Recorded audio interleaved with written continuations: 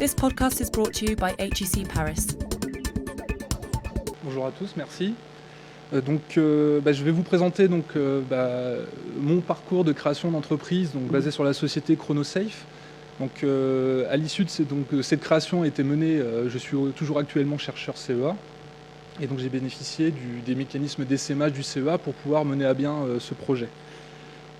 Avant de commencer, ce que je vais faire, c'est vous présenter quelle est la société, une vision globale de l'historique et surtout après un focus sur les différentes activités que j'ai dû aborder dans le cadre de mon essaimage et un rétexte de ma part par rapport aux points de difficulté que ça peut relever et la manière dont on a abordé les choses. Aujourd'hui, Chronosafe est une société qui a été créée le mois dernier.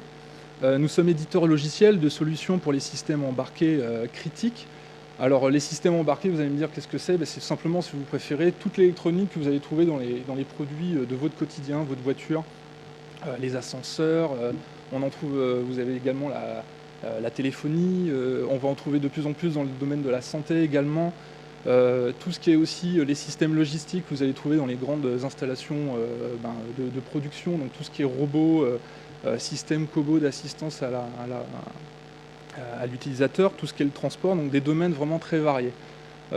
L'apport de la technologie aujourd'hui apporte un élément de réponse par rapport à ces grands groupes et ces constructeurs qui ont besoin de faire de l'innovation. Innovation qui, pour des raisons de compétitivité, a besoin d'être beaucoup plus fréquente pour des sorties de nouveaux produits et de mener dans des time to market de plus en plus restreints. L'apport de la technologie est d'apporter la solution logicielle qui va permettre d'adresser cette problématique-là.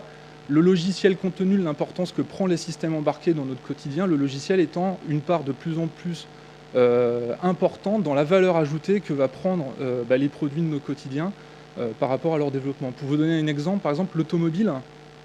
Aujourd'hui, dans une voiture, vous avez à peu près 30% du coût d'une automobile qui représente l'électronique embarquée, qui tend vers représenter à peu près 50% à partir de 2015-2020, qui va être d'autant plus importante dès lors qu'on adressera les véhicules électriques.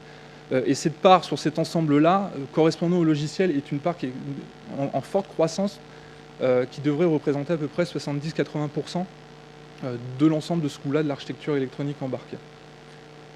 Donc la proposition de Chronosafe dans cette démarche-là, c'est de développer et de vendre des solutions embarquées, donc des systèmes d'exploitation embarqués pour les systèmes de contrôle-commande, plus les outils qui vont permettre de développer les applicatifs qui vont fonctionner avec cette offre. Également un support de service et de formation, tout simplement parce que nous sommes sur une technologie de rupture qui demande un accompagnement des futurs clients pour pouvoir adresser la problématique de la technologie. Donc cette technologie de rupture est une technologie qui est issue du CEA, qui correspond, si vous préférez, à l'adaptation d'une technologie qui était adaptée au contexte nucléaire pour un besoin de système fortement contraint qui a été initié dans le cadre de l'automobile. Initiation qui a été initiée par Delphi, dont je vous parlais de son soutien en début, pour pouvoir mener à la réalisation de cette technologie. Aujourd'hui, on a des preuves de concept qui ont été réalisées. Tout un ensemble d'éléments auxquels la technologie contribue, que les industriels ont pu capturer, et donc du coup une technologie qui attire l'attention d'industriels, d'autant plus que la technologie a été récompensée également en fin d'année dernière par un magazine électronique qui a récompensé la technologie d'un électron d'or vis-à-vis de technologies qui étaient face à des industriels du marché, et donc du coup qui a donné une grande visibilité sur la technologie et une attente particulière à la sortie de la technologie. Donc, à partir du moment où il y a eu, l'idée de création et la société, donc sur ce planning, ce qu'il faut voir, c'est que la première preuve de concept de la technologie a été réalisée en juillet 2009. Elle a été présentée fin d'année 2009 à des industriels, ce qui a donné naissance à un consortium, dans ce qu'on a appelé le consortium Far West, qui portait le nom de la technologie. C'était un rassemblement autour du CEA d'industriels qui souhaitaient promouvoir l'industrialisation de la technologie afin de l'avoir intégré leurs produits. À cette époque-là, notamment Delphi, qui était dès le démarrage au cœur du projet, indiquait déjà, à la fois en interne et en communication externe, leur démarche d'intégration de cette technologie qui n'était pas encore industrialisée au sein même de leurs prochains produits.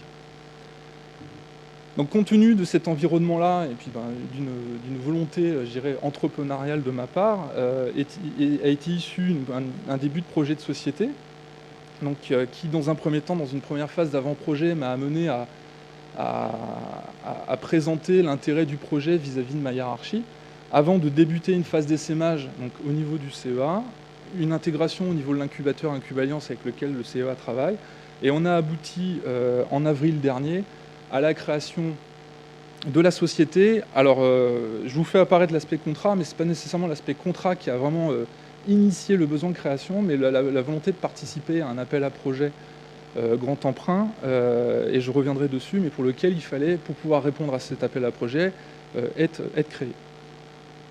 Donc finalement, il y a deux étapes clés dans la démarche de la création telle qu'on a mené la société.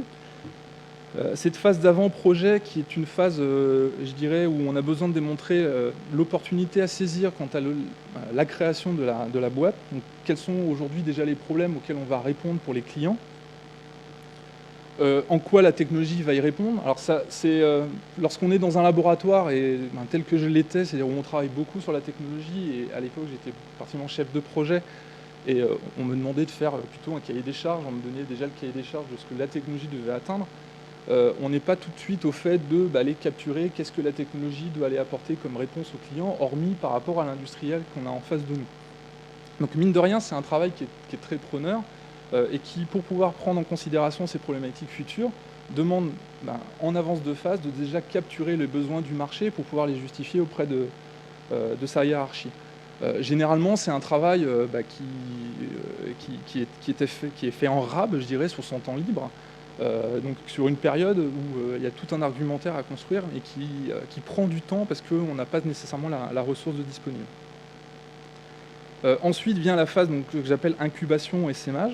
Donc là, à partir du moment où on a convaincu, donc dans les mécanismes du CEA, vous avez un mécanisme d'essaimage qui vous permet d'être mis à disposition par des périodes de 6 mois renouvelables à 100% sur la maturation de votre projet de création d'entreprise.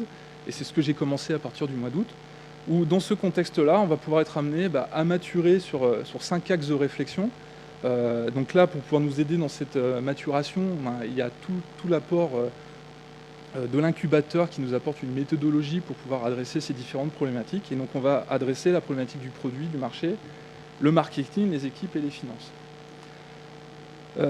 Au moment, si je reprends un peu le rétexte par rapport à tout ce qui peut suivre, en tant que porteur de projet, et si je reviens, je dirais 15 mois avant, l'élément finalement qu'on se rend compte, c'est qu'il y a une très faible visibilité sur toutes les étapes à mener pour pouvoir créer la société, et notamment tous les enjeux de présentation à différents comités, à différents interlocuteurs, qui est particulièrement perturbant lorsqu'on est chef de projet. On a envie, de créer ses gantes, de voir à peu près exactement où se trouvent les jalons. Et finalement, c'est une démarche qui est très difficile à mener parce qu'on découvre beaucoup de choses au fur et à mesure. On n'est jamais dans une situation où on a la totalité des informations qui arrivent d'un seul bloc. Mais après, je suis tout à fait conscient également, et je pense que de nombreux porteurs de projets, qu'à la fois cette difficulté dès cette étape-là est également un mécanisme de filtrage particulièrement important, parce que mettre une barrière de difficulté dès le démarrage pour pouvoir créer une société, ça permet de bien s'assurer de la motivation de chacun des porteurs. Donc après, en reprenant les différents axes qu'on a besoin de maturer dans le cadre de la création de société, alors pour vous situer, aujourd'hui, dans ma phase d'essaimage, j'en suis à la moitié. Les phases d'essaimage durant 18-24 mois. Aujourd'hui, on est à peu près à 9 mois de la phase d'essaimage. Donc, tout ce que je vous présente aujourd'hui, c'est encore des éléments qui sont en phase de maturation, mais déjà des premiers bilans qui peuvent intervenir. Tout d'abord, un axe qui est le produit. Alors, c'est bien d'évaluer la technologie. Quand vous sortez du CEA, et tel que je l'étais, chercheur, expert de la technologie que j'ai développée, ma technologie, j'ai aucun souci à en parler. Par contre, quand il suffit d'aller en parler, vous devez déjà la vendre auprès de votre incubateur, vous devez monter des dossiers. La grande problématique, c'est de ne plus parler de la technologie sous une forme de techno, mais plutôt de produit, et de prendre du recul par rapport à ce que la produit et la complexité qu'on a l'habitude de maîtriser dans nos discours peut apporter.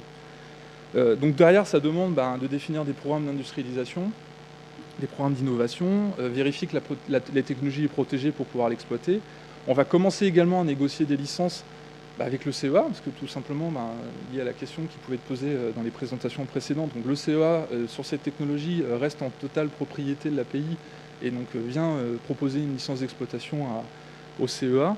Et puis également le besoin, dans ce cadre de ce travail-là, de maturer la preuve de concept qui a pu déjà être réalisée en amont. Donc une étape qui a été difficile dans cette étape-là, c'est de rechercher l'expertise.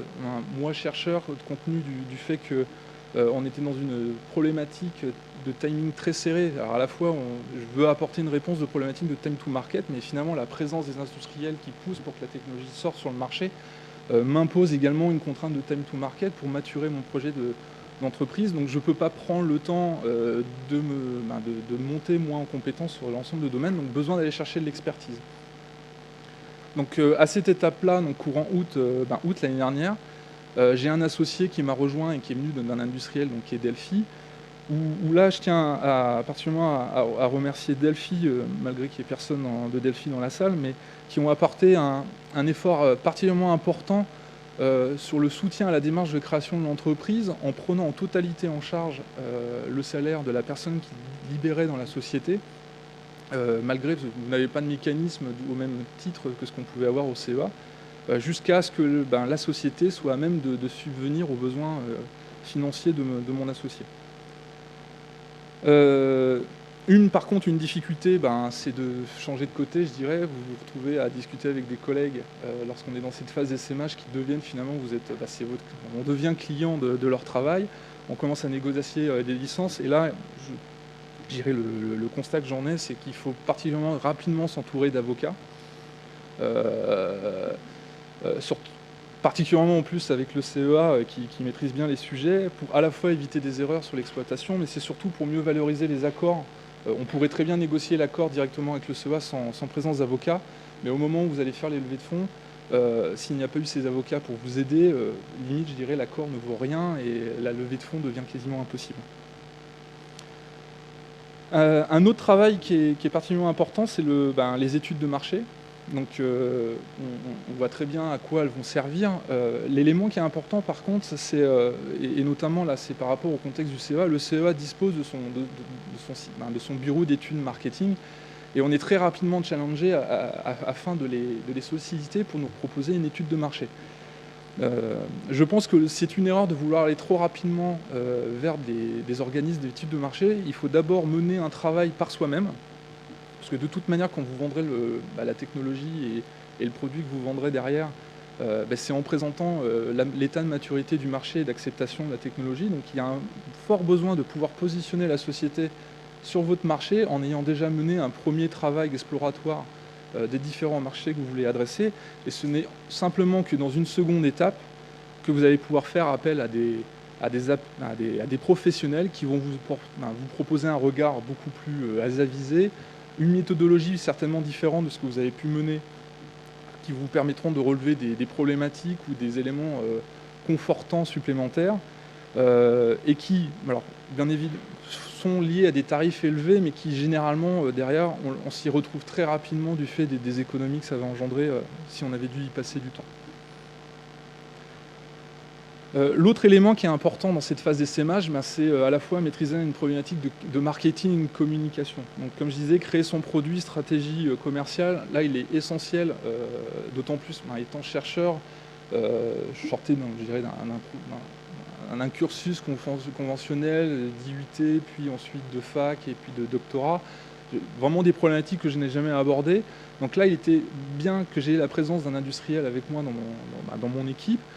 Besoin d'aller rechercher l'expertise extérieure et qui là à contre-coup est très facile à obtenir parce qu'il y a beaucoup de gens qui, d'un point de vue marketing, apprécient beaucoup de venir apporter leur soutien à des startups. Donc pas trop de difficultés à les trouver. L'autre élément qui est important, c'est de maîtriser dès le départ l'image que l'on va vouloir donner à la société. Et quelque chose qui peut paraître bête, mais c'est trouver le nom très rapidement. Ça a été un de nos soucis. Avant de s'appeler Chronosafe, par exemple, on s'appelait Startup Far OS. Et donc c'est un peu long à dire, c'est tout simplement estampillé au niveau de la technologie. Et mine de rien, aujourd'hui, on a mis beaucoup de temps à trouver le nom de la société au moment de vouloir se créer. Et aujourd'hui, on est obligé de refaire tout un travail de communication pour que les gens réassocient le fait que ChronoSafe, c'est l'équivalent de la start-up Far West. Et c'est mine de rien beaucoup de perte de temps. L'autre élément qui est important, c'est que, compte tenu des industriels, il y a un certain buzz qui s'est initié autour de la technologie, mais il est important, dès lors qu'on est le porteur de la société, de maîtriser la communication. C'est ce qui se fait sur votre société. Et qui dit la maîtriser, c'est simplement ne communiquer que sur des éléments dont on est sûr sur la société. Parce que comme on est dans une phase d'essaimage où finalement on est tout le temps en train de reconstruire, il y a beau un moment où vous êtes certainement persuadé d'avoir une vision parfaite de votre marché, demain vous pouvez avoir une nouvelle information qui vous dit qu'il faut tout remettre à plat, ou simplement fin 2010, vous mettez des réflexions et puis vous commencez à avoir des échos que le CIR va changer de mode, il faut le reprendre, et d'un seul coup, tout ce que vous avez pu annoncer, vous êtes obligé de le reprendre. Donc il est important de surtout capturer énormément d'informations que vous avez dans son environnement et d'être plutôt économe dans la manière dont on va communiquer sur sa société. C'est quelque chose qui est particulièrement importante, mais par contre, ne pas jouer au silencieux, parce que là, c'est l'effet inverse que ça a. Si on ne communique plus assez, on a plutôt tendance à inquiéter les gens qui nous soutiennent. Pour tout ce qui est, bien entendu, après, création d'identité visuelle, c'est pas le moment d'aller, dans tout le travail qu'il y a à faire, d'aller jouer un rôle de designer, de s'amuser à dessiner son logo, même si dans un premier temps, c'est une démarche qui peut plaire, parce que c'est une manière aussi de s'approprier l'image qu'on va donner de sa société. Et il y a des professionnels qui le font très bien à des prix très compétitifs et qui, grâce à leur support, peut nous permettre de créer cette identité visuelle assez rapidement. Un autre élément, et certainement l'élément, je dirais, le plus difficile à constituer dans la société dans cette phase d'essaimage, c'est l'équipe, qui est la clé de la réussite du projet. On entendra beaucoup dire, notamment auprès des investisseurs, qu'est-ce qui est important dans la société, 1, l'équipe, 2, l'équipe, 3, l'équipe. Et malheureusement, ça a beau être l'élément le plus important, c'est l'élément le plus difficile à construire. Alors pourquoi c'est difficile à construire ? Déjà, on arrive très facilement à identifier les compétences qui peuvent être complémentaires aux siennes, et on a du mal à trouver exactement le profil qui peut convenir, et donc il faut réussir à trouver des justes milieux. Et puis les éléments après qui sont difficiles à jauger, c'est de s'assurer l'engagement et l'implication que la personne qui va venir compléter l'équipe va pouvoir amener. C'est pas toujours évident par rapport à l'écosystème que l'on peut avoir. Et puis s'assurer qu'il y a une adéquation des personnalités. C'est également une problématique qui peut très vite arriver et qui demande malheureusement, je dirais, du temps avant de s'assurer que 2 personnes vont pouvoir travailler ensemble. Alors c'est commun de tout ce qu'on peut avoir dans la vie des sociétés de tous les jours, mais quand on est dans cette phase d'essaimage qui est limitée en temps, quand on commence à dire que sur cette phase d'essaimage, il faut prendre 6 mois, 1 an pour s'assurer d'une complémentarité dans des équipes et de se challenger entre personnes pour s'assurer qu'on va être complémentaires, c'est particulièrement gênant. Donc le risque, c'est de vouloir se dépêcher, mais en même temps, il faut quand même s'assurer de la démarche qu'on va faire, surtout dans la phase pré-création, où à partir du moment où on a créé la société, puis qu'on s'est lancé, les personnes sont au capital, automatiquement, même derrière, c'est autant d'éléments de complication pour la suite de la société qui peuvent être des pertes de temps. L'autre élément qui est fortement présent, c'est l'aspect financement. Donc là, on a pu le voir encore ce matin avec les présentations d'Oseo, mais également il y a énormément de mécanismes qui existent, de l'aide de la région, du département, les incubateurs. Énormément de mécanismes existent pour nous aider à financer notre projet, même en phase d'essaimage. Par contre, la difficulté majeure que ça représente, c'est que c'est toujours un travail qui représente de nombreux interlocuteurs. Il y a beaucoup de mécanismes de financement et il y a aussi beaucoup de règles d'accessibilité qui sont, je dirais, cachées, ou si vous accédez à un certain financement, il se peut que ça vous bloque tel et autre financement. Et toutes ces règles, je dirais, d'effet de bord que vous pouvez avoir entre les financements, finalement, prennent énormément de temps. Donc là, encore une expertise à aller rechercher, mais pareil, je dirais, les experts comptables font aussi un pari sur le temps. Mais aller rechercher un expert comptable sur ces problématiques-là, c'est particulièrement essentiel pour éviter ce type d'erreurs qui, derrière, peuvent bloquer des financements assez importants. Pour finir, la création en tant que telle, finalement, c'est pas la création en tant que telle qui est vraiment, je dirais, quand je dis création, c'est la démarche juridique de créer la société. On a tendance à se focaliser dessus au démarrage de l'essaimage. C'est loin d'être la problématique majeure. Les statuts aujourd'hui, on est très rapidement dans des créations de nos sociétés, dans des démarches de statut de société anonyme ou de SAS. Donc c'est assez, les démarches statutaires sont assez régies par la loi. On sait exactement ce qu'il va avoir besoin de faire. Par contre, ce qui va jouer finalement, c'est une problématique de timing dans la démarche de création. À savoir, on a souvent besoin de se dépêcher de se créer pour pouvoir ne serait-ce que prendre des premiers contrats ou faire des premières embauches. Mais à contrario, on a des aides pour pouvoir nous y aider, donc on n'est pas obligé de se dépêcher. Et puis en même temps, il ne faut pas traîner, parce que plus vous traînez sur une création de la société, plus on perd en crédibilité vis-à-vis de futurs partenaires, futurs clients, qui ont l'impression que les choses ne vont pas aboutir. Donc finalement, pour pouvoir mener à bien toute cette phase d'essaimage, il y a un élément qui est important, et volontairement j'en ai pas parlé avant, mais il y a tout un ensemble de formations qui sont proposées pour les porteurs de projets. Et bon, c'est tout un travail qui est particulièrement chronophage. Parce qu'on se retrouve des fois à passer presque 50% de notre temps sur des mois entiers à suivre des formations, mais qui sont essentielles. Donc le complément de l'équipe, c'est particulièrement important également. Et commencer à apprendre à déléguer aussi. Au début, c'est vrai que dès lors qu'on est chef, on est chef de projet, on a tendance à vouloir s'accaparer et toucher à tout. C'est une démarche aussi qui est assez perturbante dans un premier temps. Rechercher l'expertise, communiquer avec son écosystème. Et finalement, le dernier point sur lequel je voudrais terminer, c'est par rapport à beaucoup de mécanismes qui peuvent exister. Et lorsqu'on est dans cette phase d'essaimage, il y a un élément qui est particulièrement difficile à gérer, c'est le besoin de pouvoir participer à des projets aidés. Tout ce qu'on peut trouver, FUI, les grands emprunts et tout ce qui se trouve à côté, où il est exigé, il est demandé à ce que la société soit créée. Or, comme on l'a pu voir ce matin, si on est dans des processus assez longs d'acceptation de projet, on n'est jamais sûr du résultat, bien entendu. Et pourtant, c'est un vecteur pour pouvoir aller intéresser et faire du prospect auprès de futurs clients sur une technologie d'autant plus de rupture qui est particulièrement importante. Donc, à la limite, avec la présentation de ce matin d'Oseo, j'ai pu constater que c'est une problématique qui pourrait répondre à cet enjeu-là, notamment de réduction des temps de décision des projets, ou également l'intégration de capital risqueur au niveau directement des choix des projets. Parce qu'aujourd'hui, typiquement, on est parfois, pour pouvoir aller rechercher ces aides, on est obligé de créer la société en avance de phase, et on est amené à faire, je dirais, de la dépense inutile. Aujourd'hui, la société nous est créée. On a la chance d'avoir obtenu un premier contrat qui devrait arriver dans le mois qui court. Mais en attendant, bien qu'on n'ait aucun employé, on est déjà en train de dépenser de l'argent pour payer des experts comptables, payer une banque. Et finalement, on est en train de cramer un capital pour pouvoir venir travailler avec nos futurs clients un peu pour rien, j'aurais tendance à dire. C'est une prise de risque, hein, c'est surtout ça l'élément important. Voilà, merci de votre attention.